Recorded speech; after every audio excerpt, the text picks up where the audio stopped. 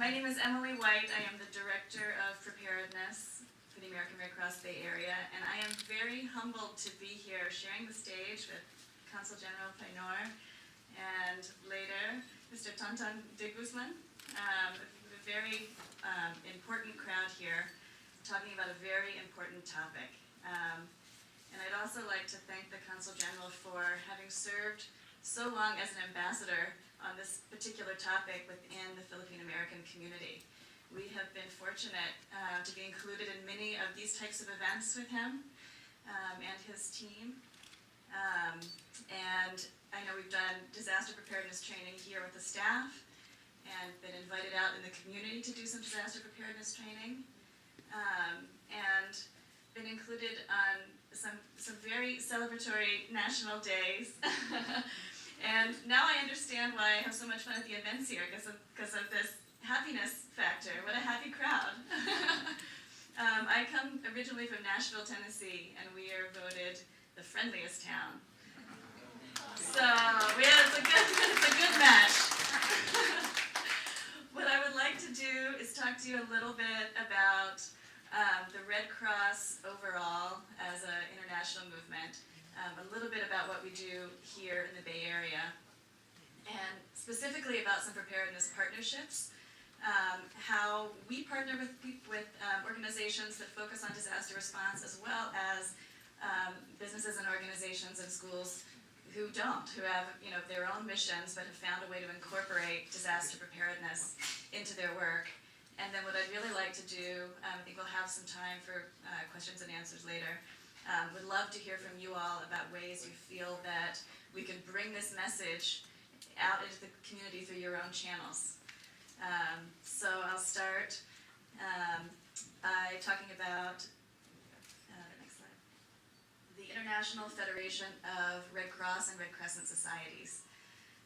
We are one of 185 national societies here in the American Red Cross. The Philippine Red Cross is another. We have 97 million volunteers around the world. And if you'll notice that there's only 300,000 employees. So in many ways, we are a volunteer-led organization. Locally, within the United States, we're at about 97% volunteers. And it's the volunteers, and actually, we have a volunteer here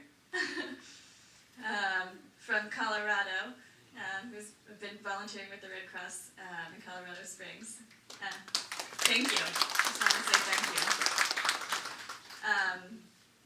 Annually, we provide services to about 233 million people. So we're a large organization. And our focus throughout the Federation, so internationally, is on disaster preparedness and relief, healthcare in the community, which takes different forms depending on what the particular issues are facing those communities, promoting humanitarian values, and just capacity building overall. In Haiti, you'll see us on the ground for probably another 5 years, working on job creation, water sanitation, and the needs that developed out of that horrendous earthquake that happened there. Our mission at the Red Cross here locally is to provide relief to victims of disaster and help people prevent, prepare for, and respond to emergencies. So we're sort of divided up into a couple of different departments. I'm here representing community preparedness, but I could speak if anyone has some questions to the best of my knowledge about our disaster response as well. I wanted to tell you about our Prepare Bay Area initiative, which we just completed last year. The goal was to train 1 million people in the Bay Area to be ready for disaster. It was a 4-year initiative, and it was made possible through a $1 million grant through PG&E, as well as additional funding from Catholic Healthcare West. And it really allowed us to create a lot of the partnerships that I'm going to mention here. Why 1 million people? Well, when we started this initiative about 4.5 years ago, there were about 4.5 million people living here in the Bay Area among our 6 counties. So the thought was, let's have 1 in 4, or roughly, one member of every household prepared. And we were thankfully able to complete that through the partnerships that I'm going to talk about. And we talked a little bit, or Consul General Penor talked a little bit about the need. The USGS, the United States Geological Survey, says, you've heard this before, it's a matter of when the earthquake is going to happen, not if. There is a 99% chance that we're going to get a big one, which was about a 6.7 or greater, in California within the next 25 years. Here in the Bay Area, it's about a 62% chance that's going to hit here. But I know that you all have constituents all across California and beyond. So when we talk about taking care of our community, we want to talk about taking care of as many people as we can. When we conducted a baseline survey to determine how many people were ready before we started the campaign, it was about 6%. And that was self-reported. We asked them, what they've done to get prepared and measured it against our scale of preparedness.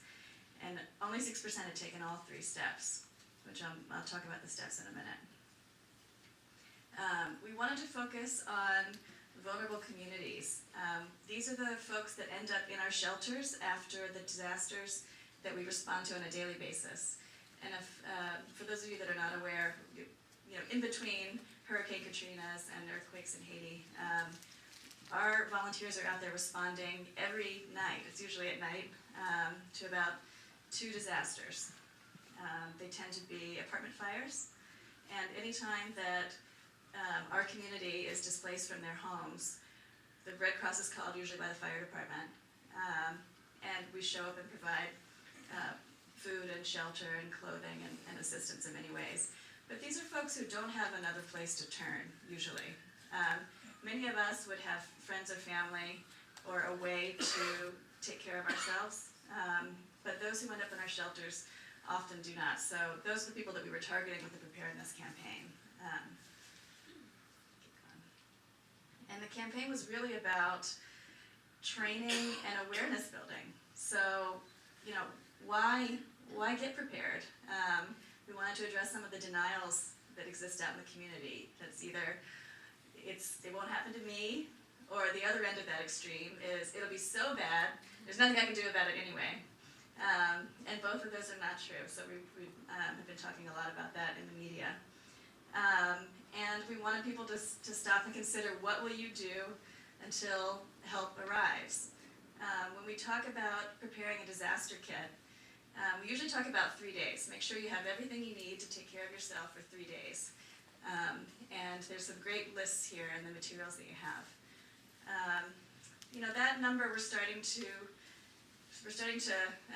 expand it. It's really, a minimum of a week, because it matters how long it's going to take other folks to make it into the Bay Area to help us out. So the idea is self-sufficiency and enabling our residents to become their own first responders. So here are the 3 steps, and they're outlined in the Red Cross brochure that you have there. And it's so simple. There's really no magic to it. It's making sure you have an emergency communication plan and an evacuation plan. Building that disaster supply kit so you can take care of yourself for a minimum of 3 days, but perhaps up to a week. And then being informed. That's knowing what to do in the event of a disaster. And I'm going to just stop here and ask if anyone knows what to do if the earth started shaking right now. If we were having the earthquake right now, what would you all do? Run. Panic! I see someone pointing under the table. Yeah? Okay, that was a good idea. That's exactly what we say to do. It's drop, cover, and hold on. The 2 greatest injuries in earthquake, the 2 greatest causes of injury in an earthquake are things falling on your head, so falling debris, and when people try to move more than a few feet during the shaking. So really the best thing that you can do is stay where you are, drop, cover, and hold on. If there's a table to get under it. If not, you just go to an interior wall, drop, cover, and hold on. All right, I had to slip that in.